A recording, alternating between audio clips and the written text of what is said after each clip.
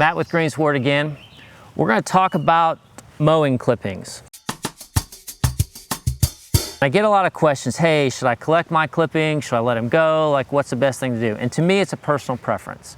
If you like your lawn nice and clean, no clippings, then you bag them up and you dispose of them. The other side of the coin is within these clippings are nutrients. So if you leave them here, then those nutrients will go back in the ground. So one thing you can do is if you have the clippings here, what these are is there's nutrients in these leaf blades. And if you let them go, the nutrients will then go back into the ground and help the grass plants.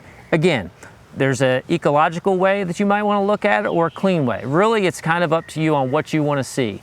They do make some good mulching mowers now, and that's designed just to chew these up even more, so that way you don't see these as much. If you're mowing consistently, you probably won't have as many clippings. I would not let them kind of bunch up because you don't want it to hurt your turf, but if they're scattered around, you know, that's all that is nutrients going back in your soil. So again, a couple choices: bag them up and clean them up, or you can let the nutrients within these leaf blades go back in the ground and help your grass plants. Just another way to keep it green.